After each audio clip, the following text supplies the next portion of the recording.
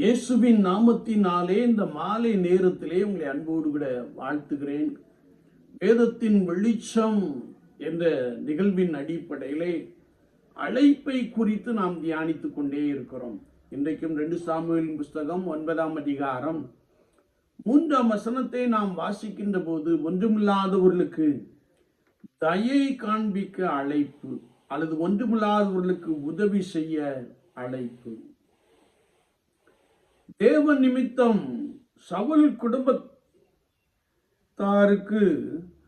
தயை செய்யும் பொருட்டு யாதொருவன் உண்டோ என்று தாவீது விசாரிக்கின்ற ஒரு காரியத்தை நாம் இங்கே பார்க்கிறோம். அப்பொழுது யோனத்தானின் குமாரன் மேவிபோசேதே 2 கால்களும் முடமுள்ளவனாக காணப்படுகிறான்.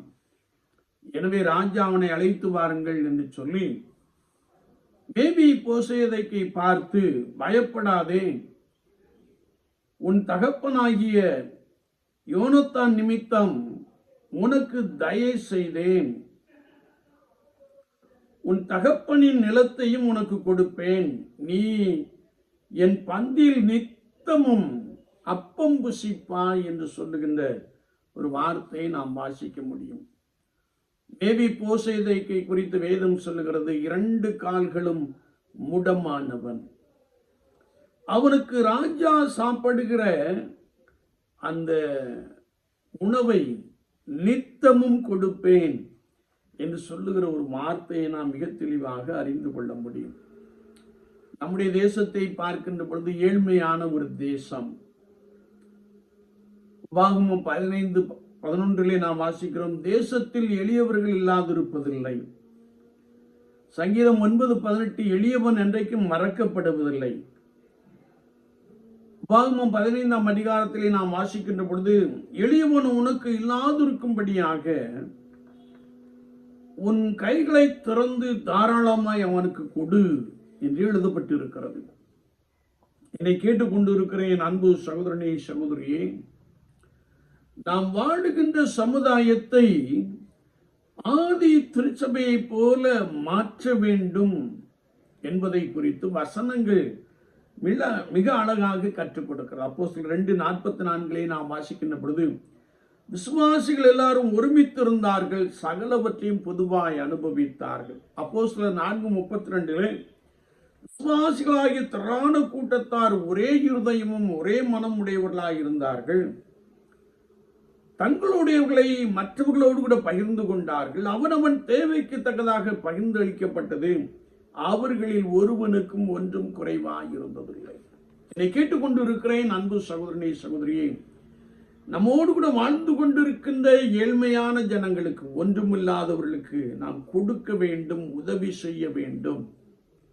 அப்போஸ்தலனாகிய பரிசுத்த பவுல் இதை குறித்து சொல்லுகிறார், சமநிலை பிரமாணம் என்று சொல்லுகிறார். இப்பொழுது உங்கள் செல்வம் அவர்கள் வறுமைக்கு உதவுவதாக என்று சொல்லுகிற ஒரு வார்த்தையை நாம் வாசிக்க முடியும். நாம் வாழுகின்ற பகுதியிலே முதலாவது திருச்சபை தன்னுடையவர்களை மற்றவர்களோடு கூட பகிர்ந்து கொண்டது போல, நாம் வாசம் பண்ணுகின்ற கர்த்தரை ஆராதிக்கின்ற திருச்சபை அல்லது ஒரே மனம் ஒரே இருதயமுடைய தேவனுடைய ஜனங்கள் ஒன்றுமில்லாதவர்களுக்கு கொடுக்க வேண்டும் என்பதை குறித்து வசனம் மிக தெளிவாக கற்றுக் கொடுக்கிறது. நாம் நம்முடைய பேலன்ஸை கூட்டிட்டு கொண்டு போறதில் ஒரு பிரயோஜனம் இல்லை. நாம் போகும்போது ஒன்றும் கொண்டு போக முடியாது. இருக்கின்ற இடத்திலே ஏழ்மையான ஜனங்கள் யாராகவும் இருக்கலாம். அந்த ஏழ்மையான ஜனங்களுக்கு நம்முடையதை நாம் பகிர்ந்து கொடுக்கின்ற பொழுது சமநிலை சமுதாயத்தை நாம் உருவாக்குகிற ஒரு நபராக காணப்படுகிறோம். ஆதி திருச்சபை அப்படி இருந்தது. திரளான கூட்டத்தாராகிய விசுவாசிகள் ஒரே இருதயம் ஒரே மனமுடையவர்களாய் இருந்தார்கள், தங்களுடையவர்களை எல்லாருக்கும் பகிர்ந்து கொடுத்தார்கள், அவர்களில் ஒருவனுக்கும் ஒன்றும் குறைவாய் இருந்ததில்லை. சமநிலை பிரமாணம், சமநிலை சமுதாயத்தை உருவாக்கும்படியாய் ஆண்டவர் நம்மை அழைத்திருக்கிறார். நான் அதிலே ஒன்றுமில்லாதவர்களுக்கு தயை பாராட்டும்படியாய் ஆண்டவர் நம்மை ஆசீர்வதித்திருக்கிறார். விசுவாச வாழ்க்கையிலே ஒன்றுமில்லாதவர்களை நினைத்துக் கொள்ளுவோம், அவர்களுக்காக ஜெபிப்போம். முதலாவது நாம் அவர்களுக்காக அதிகமாய் கொடுப்போம். கர்த்தர் உங்களோடு கூட உங்களை பலமாய் நடத்துவார். நீங்கள் அநேகருக்கு ஆசீர்வாதமான ஒரு பாத்திரமாய் மாறி விடுவீர்கள். அப்படிப்பட்ட அனுபவத்தை ஆண்டவர் உங்களுக்குள்ளே நிறைவாய் கொடுப்பாராக. ஆமீன், ஆமீன்.